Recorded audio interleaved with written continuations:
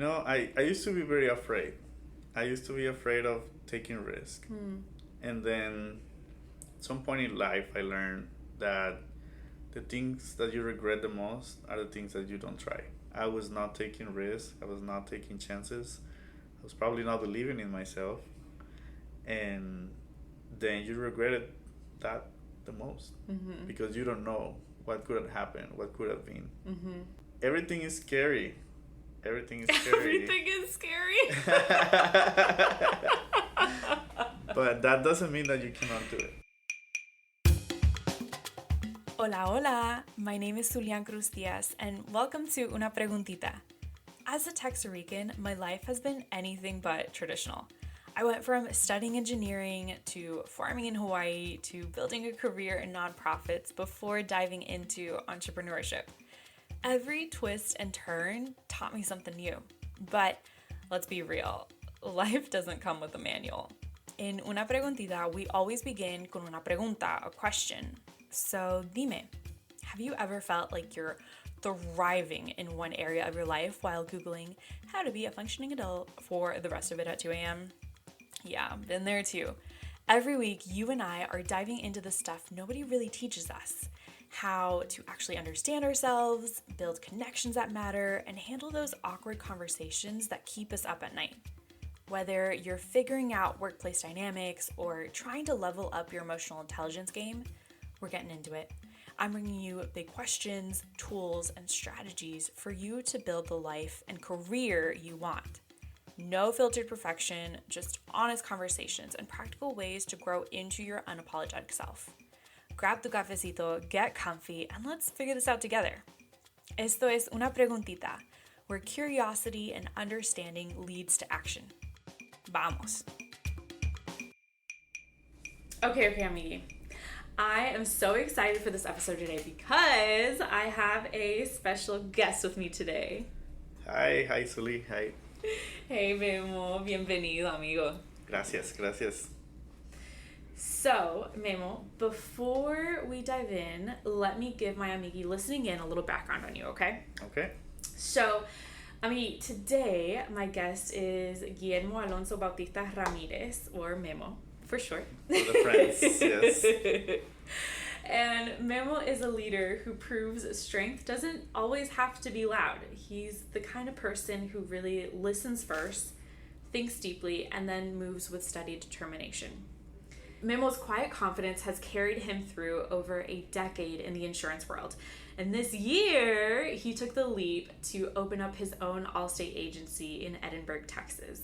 He's not just building a business, he's showing us that belief in yourself doesn't have to look flashy to be powerful. Memo is the kind of leader who supports his community with action, not just words.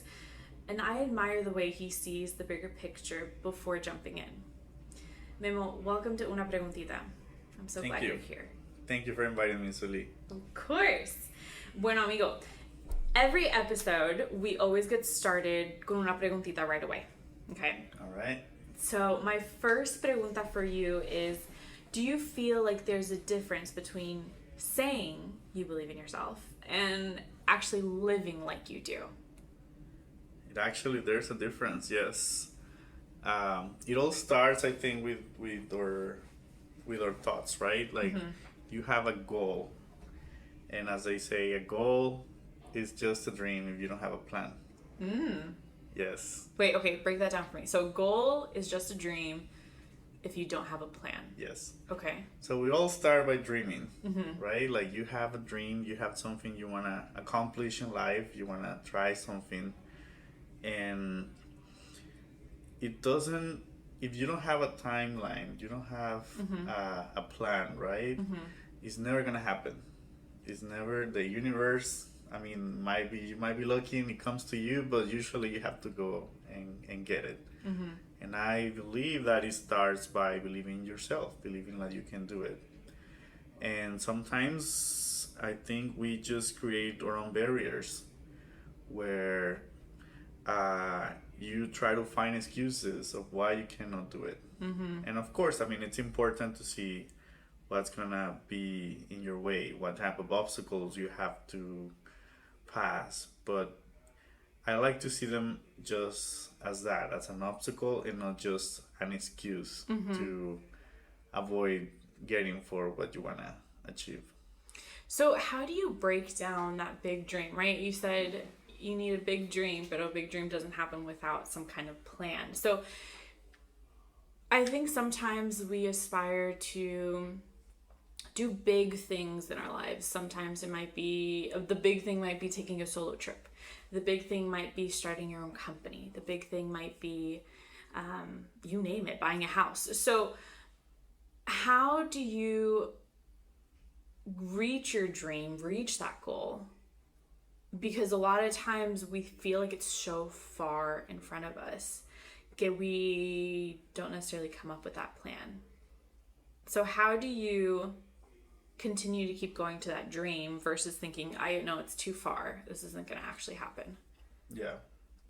Like a lot of us, when a new year starts, we have a lot of resolutions, right? The things that we want to accomplish. And then we're like in July, August, and we realize that we haven't done anything. Goes straight downhill. Yeah, even in February, sometimes you realize, like, oops, it's not as easy as I thought. Yeah. So I think it's important to have that, put a time frame or what you want to achieve by when. And a lot of us sometimes just procrastinate, like thinking like, oh, I can do it tomorrow. But you have to start today, even if it's just a small step, baby steps, as I said. Just do something that is going to bring you closer to your goal, and definitely put that deadline of what you want to accomplish by when. So with the timeline, do you set the timeline for the entire dream, the entire goal, or is it that you set up the goal into like different phases? Like, break that timeline down for me a little bit. Okay, I think the first step is having the right planning. You start doing your research. What do I need to get where I want to be? What resources do I need? What capabilities do I have to get there? What are the obstacles, the risk? But more than just being an excuse, it's more of I need to be prepared to overcome that. And then after you finish the planning part, but then you start executing. You have to execute, like, what do I need to get? What do I need to accomplish in order to start building for that, no? You mentioned that, no, believing in yourself is also part of taking courage and just do it, as Nike says. Yeah. Well, actually, that's a perfect segue, porque my next question is, I sometimes wonder, it's almost like the chicken and the egg, right? Which one comes first? Is it the courage that comes first? Or is it just the action that builds the courage? Like, which one needs to come first? Or how do you go about that? I think you need courage first, definitely, in order to take action.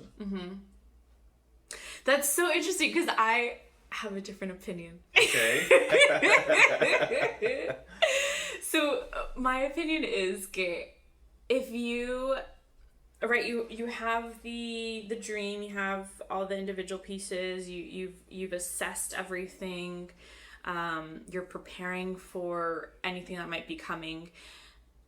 As you do that, as you do like a little scary thing, you're like, okay, I did that little scary thing, I can do it again, right? Okay, let me do another little scary thing. And then eventually what you build is, in my opinion, right? You build like a mountain of like, it was scary, pero lo hice, like I did it. Yeah. And that, for me, that is what builds my courage. Because I'm like, bueno, if I did that, then maybe I could do this. And so as you build and build and build, you just create a bigger mountain. But at the same time, you do need that little piece of courage from the very beginning in order to get started. So that's kind of why it's like, kind of like a chicken and the egg. Yeah, like a chicken and the egg, definitely. It's like a lot of like religious people, they pray for like, God, please give me courage to overcome this or to go through this or make me patient, and they say that God is not just gonna give you that gift; He's gonna give you an opportunity to be patient, an opportunity to be courage. So I think yes, like action, like if you don't take action, nothing's gonna happen. But you need that like courage to go and take it. Yeah. And I think as you take action, you also develop your courage. Right. Yeah. And then you develop your reliance on your competency, because your confidence goes up and down, right? Like there's some days when you're not confident and there's some days that you are. Yes. But your competency is your ability to be able to do XYZ. And so as you build and as you do more and more of these things, right? Like either that first instinct of of courage, and then you build more and more, you then realize, oh, I am competent. Like, sí lo puedo hacer. And then you can actually lean on that competency versus your confidence that, depending on your emotions, goes up and down. Yes. So, Memo, tell me, how did you do it? Like, how did you build your own business? Like, that's huge. That's huge, amigo. Yes. I mean, I would say I come from a family where I think the mentality, since you're going to school, is more about like you have to prepare for life. You have to study to find a good job. No, like I think we're mentally prepared to be workers all our life, or at least that was kind of like in my family. No, like build these values, build these competences, become an expert in your area to be a worker. And I think that was part also, like I went to a public university in Mexico, and that's also kind of like the mentality they prepare you for. So I grew up with that mentality, you know, like my goal in life was to have a good job in a company or something, you know. So I never thought that I could be able to open my own business. Right. And I was a person who always liked stability. Like I never thought myself to be involved in a sales position, like a commission That's job. That's like the opposite. Exactly. Business owner is the opposite of like stability. Exactly. Yes. And I think it comes from that mentality of like if you wanna do something in life, you have to save money. Yeah. You have to learn how to like ration your like savings and save for retirement. And there's nothing wrong with that. But when I started in this business, I realized that there's another way too. I'm not saying the other one is wrong. What I'm saying is like, there's options. Exactly. So the way to build your wealth is not only by saving the money you have, but also taking risk, taking chances, and see the potential when you're doing something different. I always felt passionate about helping people. I always liked service. I used to work in call centers as something temporarily, but I learned a lot of soft skills there. Like I learned how to help people, how to talk to people, how to be patient with people, how to be on the other's shoes. No, sometimes somebody is mad, is upset, frustrated, and they take it on you, and it's not necessarily your fault. Right. And sometimes we take it personal, and it's not personal. You representing a business. No. So I think all of those things helped me get to where I am. Also, I think I learned from other people. Like I used to work with my uncle. He owns an insurance agency, and I was working with him. He invited me to work with him. We grew together his agency, and I started to realize that there's again other ways, right? And I found a passion in insurance because it's a way to grow in life professionally, make more money, but also by helping people. I feel like I feel fulfilled because I can do those things. So by doing that, I mean, I became the manager at the office, and I started doing because all the management, not since recruitment, hiring, training, all of it, marketing, sweeping the floors, tech support, coaching, discipline, everything on the sales side, on the service side, and I realized that I can do this. And yeah, I mean, when I studied finance. That's my major, and I always thought like, oh, I'm gonna be working for like an investment bank, or like I wanted like the big corporate world. Yeah. So I never thought I would be in a small business, running a small agency, and because I started to realize like I like this, I'm good at it, and that's when I started to believing in myself. And but it came to the point on when I thought like I want to do this for my own. And I'm sorry to interrupt you, but my question is, how did you do that mental switch? Because it's a whole mental switch that you have to make between being a business owner to being an employee. Because even as a manager, you're still an employee. You still have a lot of responsibility, but you still know you're going to be paid by the end of the month. Exactly. Yeah, you still have that security. And so how did you do... I know it's a little different than the topic we're at hand about believing in yourself, but how did you do that mental switch of looking into expenses as investments, right? Or looking at opportunities that once weren't there? Like, how did you do that mental switch in order to then be a business owner versus being an employee? It took a while. I'm not gonna say it was overnight, but I mean, this is an area that I've been doing insurance for 12 years, and yeah, I came to a point where I thought that I could do it myself. I think being an employee, it's a barrier of like thinking I will never be able to be a business owner. And I started seeing other business owners who were probably, I thought like, well, they're not different than me. If they can do it, I can definitely do it. Like, a lot of times we think that you need a lot of money to start a business. So you want to save, but then you feel that it's never enough. So I have some money saved, and then I started looking for loans.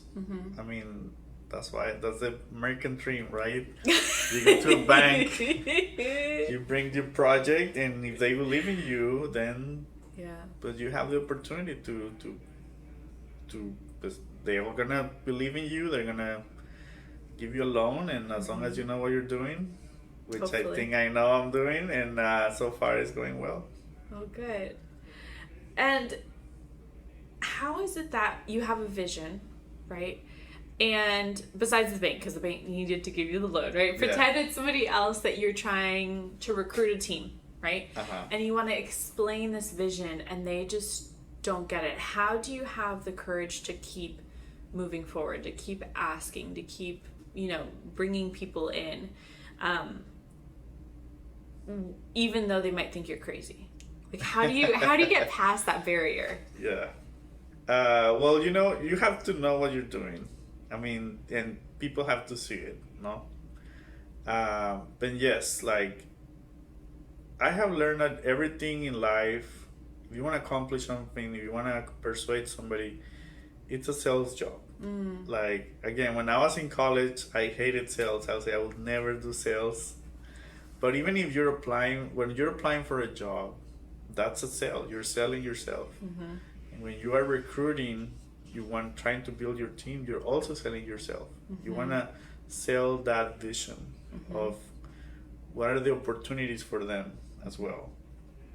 How do you build that? How do you build that internal, like, si puedo?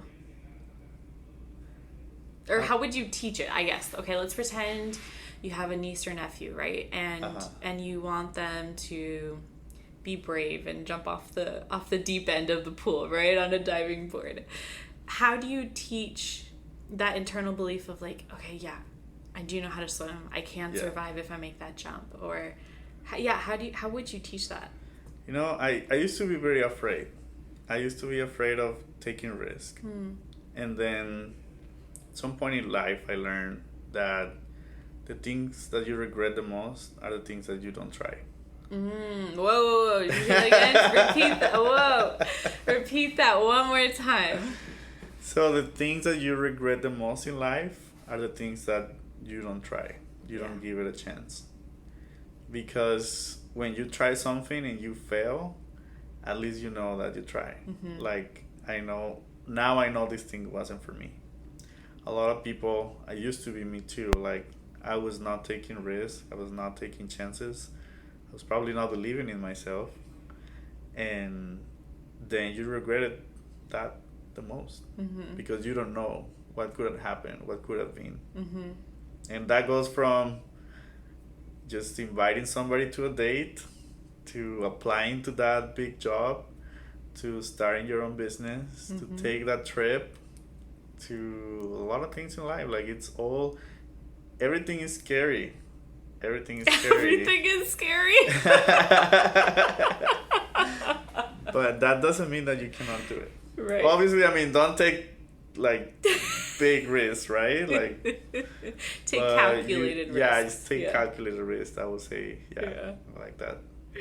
I love that. So, Amigui listening in, if you thought of somebody, as Memo's talking about internal belief, as he's talking about taking a risk, as he's talking about making sure you make a move, if not, you're going to end up regretting it, right?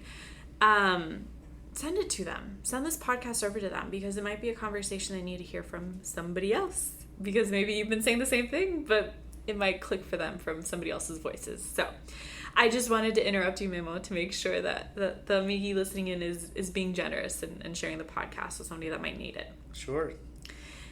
So, Memo, is there a specific story that an experience that you ever encountered that you really had to believe in yourself and you had to make a big jump? Yeah, there are a couple. Well, the first one I took, I think the biggest risk was I did an internship in Romania. What? Yes. That's so cool. Yes, there was this group in the university. It's called HeyZ, and it's a non-profit around the world. And basically, what they do is they encourage students to go and take internships in other countries. It could be in a business, it could be in a non-profit. And I love traveling. Like, traveling is my passion. I always want to go and see the world. And when I was in college, I joined this organization, and then I applied. When you apply, you can go to anywhere in the world. Like, you open to a platform where you apply for different positions around the world, but you're also competing with people from across the globe. Oh, how interesting. Okay. Yeah. And then, well, I applied to a few places. I applied all around the world. Yeah. Indonesia, Singapore, Belgium, Canada, Brazil. And, well, they finally called me from Romania. Wow. Yes. And then I was selected to go do an internship there it's a company, like a short-term rental, kind of like Airbnb. This was back in 2012. So this must have been new. Yes, so it was a new thing, and it was like a mid-sized company in Europe. And I applied, they accepted me, and I was so into it, like, I'm going. I was a little nervous. Obviously, I needed to save some money. I didn't have a lot of money. But then I thought, like, there's only one way. Obviously, I mean, they give you a little bit a compensation to like survive while you're there. To eat ish. And I was so excited. I just forgot about like being afraid or anything. It was not until one morning I was like the next morning after I arrived, I was in my new bedroom and I needed to go buy something not to eat. Mm-hmm. And that's when I realized like what the heck I'm doing. I'm in this country where I don't know anybody. Yeah. I don't speak the language. That's when I finally like, holy moly, what I'm doing here. Yeah. But it was one of the best experiences in my life. Yeah. It changed my life completely. I met some great people. I changed a lot of taboos, you know, like even before I went to Romania, I was with some friends in Paris. And when I told people like, hey, I'm going to Romania, and they're like, aren't you afraid? Oh, because it might be dangerous or something? Like, it's dangerous over there. It's full of gypsies and they're going to rob you, la la la la la. No? Like, kind of like, you know, people are afraid to go places. I'm from Mexico. I'm not afraid of much. And it's not that bad. But yeah, I mean, there was some point where, like, I started erasing those taboos. And something I want to encourage everybody to do is just travel. Mm-hmm. Like, by traveling, you meet other cultures, you meet other people, you see other ways of life. The way that I work in the company too, and that company, like, it opened my mind to different ways. And it's amazing to travel. Mm-hmm. More than just like go visit, take the picture for the gram. Mm-hmm. It's about how other people live. Mm-hmm. And sometimes we believe that we live in the best country in the history of the world. Mm-hmm. And maybe we are, but that doesn't mean that other people, you cannot learn from other people, from other cultures, from other ways of thinking. Mm-hmm. So I think that was one of the biggest risks. And well, I grew up in Mexico, and the other big risk that I took is when I moved to the U.S. I had a family over there. I have a couple over there. Mm-hmm. And even though I have family here, but it wasn't the same. I didn't have any friends. When I got here to the Valley, like, it took me like a year to start making friends. Mm-hmm. So it was difficult at the beginning. I have second thoughts of coming back or going back to Mexico. But now, I mean, I'm puro 956. I have my husband here. I have my 2 cats. Yeah. I bought a home, and I started my business. Big stuff. Big stuff. And it all had to do with some courage. Yes. The courage. That's wonderful. Well, Memo, if anybody wanted to connect with you, or if anybody wanted to find you, where could they find you at? Well, you can follow me on Instagram. You can send me a message like, hey, I heard you on the Zuli podcast. My business Instagram is Seguro con Memo. So feel safe with Memo. I love it. I love it. Yeah, just send me a message. I'll be happy to help you. I feel passionate about helping other people, especially when they want to accomplish their dreams. Mm-hmm. Well, thank you, Memo. And before I let you go, Amigui, we've made it to the curiosity hour. So on the pod, this is usually where my family comes on and is like, Zulean, ¿qué aprendiste? What'd you learn? But since you're my guest today, Memo, I'm flipping it on you. All and right. I'm going to ask you, amigo, what'd you learn this week? So what I learned this week, I think with patience and when you persevere, you can accomplish things. It's a good reminder too. Like, sometimes we're too focused on what we have ahead of us, and then we don't realize how far we have become.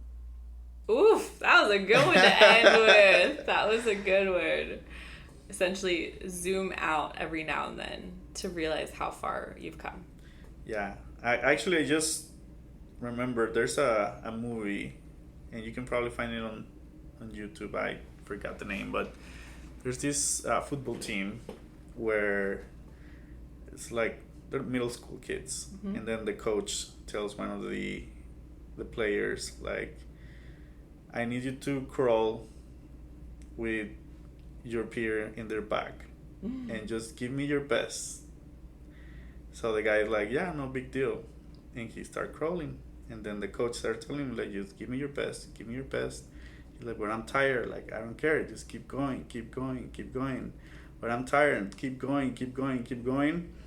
And then when he finally gives up, he looks back, and then he crawls the whole football field with the guy in the back. Yeah. So I just want to give advice to everybody. Just don't give up, because it's worth it. I love it. I love it. Thank you for coming on today, Memo. Thank you for inviting me. Thank you. Bueno, Amigui, that's the show. Si te gustó el podcast, if you like the episode, make sure to share it, rate it, and write a review. Tell me, ¿qué aprendiste? What did you take away from today? Como siempre, I'm your amiga Zulean, and I am sending you off today con un huge abrazo, Amigui. Nos vemos en la próxima.